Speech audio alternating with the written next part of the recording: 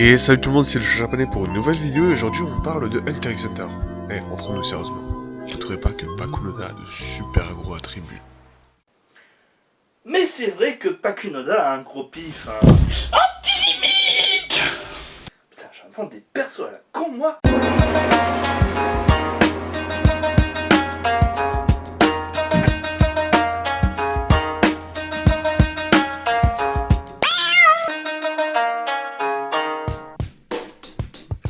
Alors, Hunter x Hunter, ouais je sais, les puristes me diront oui ça se prononce Hunter Hunter, mais je m'en fous, est un manga de Yoshiro Togashi prépublié dans le Wiki Shonen Jump. Il compte à ce jour 32 tomes et 2 adaptations en anime. Une de 1999 et l'autre de 2011. Et celle de 2011 compte 2 films, Fantôme Rouge qui est très caca et The Last Mission qui est sorti il y a à peu près 2 mois. Togashi est notamment l'auteur du fabuleux manga des années 90 Yu Yu Hakusho et c'est d'ailleurs grâce à lui que tout le monde a reconnu son talent. Beaucoup ne comprennent pas l'intérêt que peut susciter Hunter x Hunter. D'ailleurs, il y a quelqu'un sur Twitter qui réduisait à « Ouais, de toute façon, Hunter x Hunter, c'est un gamin qui veut se montrer son meilleur ami à son père. » Et ensuite, quand il a commencé le manga et qu'il a découvert petit à petit « Ouais, bordel, c'est trop bien Hunter x Hunter, c'est énervé ce manga, bordel de merde !» Juste après Yu Yu Hakusho et à partir de level I, Togashi décide de devenir indépendant, c'est-à-dire qu'il travaille tout seul, plus aucun assistant. Togashi veut contrôler son manga de A à Z, même les éditeurs ne peuvent presque plus rien lui dire quoi. Après l'énorme succès de Yu Yu Hakusho et le plus modeste de level I, Togashi décide alors d'aller en Égypte. Et c'est à ce moment-là que lui vient l'idée de Hunter x Hunter. Il est alors inspiré par les momies, les pyramides, tout ça. Et à la base, Hunter x Hunter devait juste être une histoire de vengeance avec pour héros principal Kurapika. Mais il en fut autrement. Bon alors maintenant, je vais vous introduire l'histoire d'Hunter x Hunter. Gon Freaks, un gamin de 12 ans, souhaite devenir Hunter. Les Hunters, c'est des genres d'aventuriers spécialisés dans plusieurs domaines. On va avoir des Hunters gourmets, des Hunters qui spécialisés dans l'archéologie, des Hunters qui vont visiter des fonds marins, plein d'autres trucs. Le père de Gon, Gene Freaks, que Gon n'a jamais vu d'ailleurs, est l'un des plus grands hunters de tout son temps. Il est respecté, mais aussi un peu haï, vous verrez ça dans le dernier arc. Et c'est pour enfin le rencontrer que Gon décide de devenir hunter. Cependant, l'examen pour devenir hunter qui a lieu chaque année est extrêmement difficile. Il y a peu de candidats qui arrivent déjà arrivés sur le lieu des examens, et de ceux qui en restent, peu finissent l'examen en un seul morceau.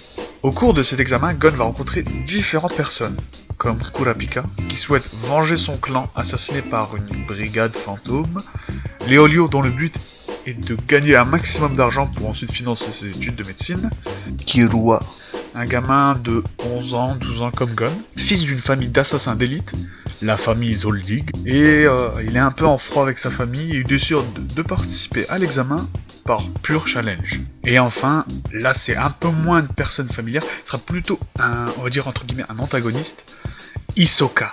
Lui son seul but c'est de se mesurer à plus fort que lui. Enfin bref, je vais m'arrêter là parce que sinon, si je continue, c'est du spoil pour ceux... Enfin bref, maintenant que vous êtes un peu plus initiés avec l'histoire de Hunter, passons à l'univers. Il faut savoir que Togashi a créé un univers propre à lui tout seul.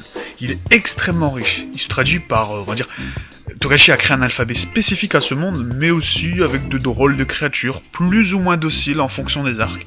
Il y a aussi une très grande palette de milieux et de paysages, entre parenthèses, une île insolite baleine à la One Piece, des jungles et des forêts plus ou moins hostiles, des milieux urbains extrêmement denses, etc.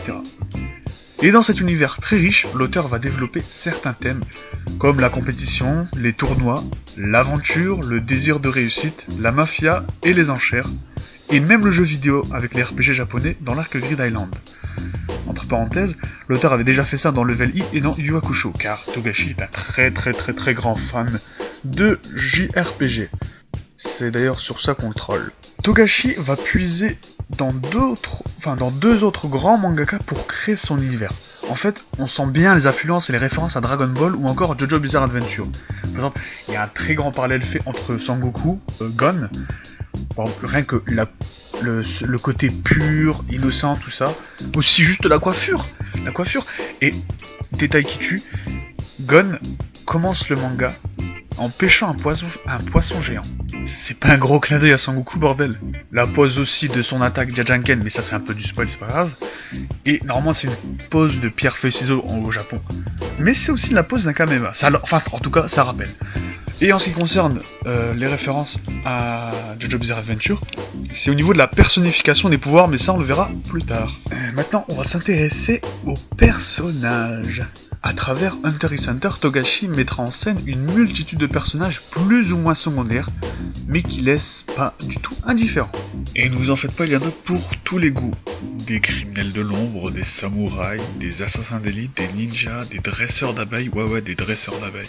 Ce qui est surprenant dans cette œuvre, c'est que malgré le nombre de personnages présents, on ne tombe pas dans le cliché. Parmi les personnages importants scénaristiquement, Togashi nous peindra différents backgrounds par personnage. Exemple avec Kurapika qui semble être un beau gosse trop dark, qui a une vengeance à accomplir, et il ne reculera devant rien, il est extrêmement fort, il a déjà suivi plusieurs entraînements. Et par exemple, Killua, un gamin qui a toujours été entraîné depuis son enfance à tuer, avec une famille très stricte, et qui souhaite justement s'éloigner de cette voie. À certains moments, on oublierait même que Gon est le personnage principal de cette histoire. Et chacun d'entre eux aura des objectifs propres à lui, qui découlera même sur sa personnalité et ses décisions. Ensuite, il y a même un parallèle entre Leolio et Kurapika. Leolio sera présenté un peu comme le comic relief, le mec qui est juste là pour faire rire, qui n'a pas vraiment son importance. Mais si on regarde son passé, on comprend pourquoi il a cette envie de réussir, mais aussi ce côté drôle. Par exemple, Kurapika, on comprend un peu le fait qu'il soit froid et qu'il reste fixé toujours à son objectif. Arrivé à un certain moment dans les arcs, il n'y aura plus vraiment de limite entre les bons et les méchants. On observe cela avec la brigade fantôme. Malgré que ce soit des assassins, des pillards, tout ce que vous voulez, ils restent humains entre eux, ils restent soudés, limite comme une famille. Et il y a un vrai sentiment de camaraderie. Quoique ambigu, il est présent. Et aussi avec les chiméras, mais ça c'est encore du spoil, c'est pas grave. Les chiméras qui sont des êtres qui souhaitent, tout comme autres espèces, évoluer, quitte à détruire d'autres espèces pour cela. Tout comme la race humaine d'ailleurs, si on regarde bien. Et comme la race des chats.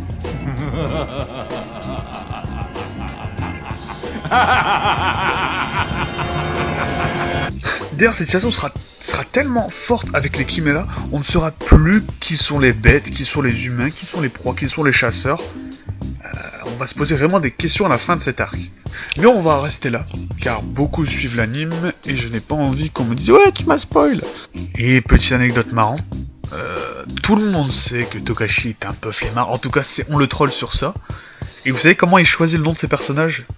Il prend le tableau des hiragana et des katana, et au hasard, Kurapika, hop c'est bon, c'est gagné, voilà, tu t'appelleras Kurapika. Maintenant, passons à une chose qui intéresse tout le monde dans les shonen neketsu, le combat. Le combat qui est une autre facette de cette œuvre, qui la rend encore plus captivante. Les combats dans Hunter sont extrêmement stressants. Il faut savoir que Togashi a créé un pouvoir nommé le Nen. C'est la technique qui permet de manipuler l'aura du corps. Elle découle du ki et de l'onde dans respectivement Dragon Ball et JoJo's. C'est encore une inspiration de ces deux mangas. Mais on a rajouté le facteur de personnification des pouvoirs dans la partie 3 de JoJo. Pour faire simple, le Nen est composé de 4 grands principes. Avec ces 4 grands principes, on peut en faire d'autres. Normalement, l'énergie est scellée, elle est bloquée à l'intérieur de notre corps, et rares sont les individus qui peuvent l'utiliser directement.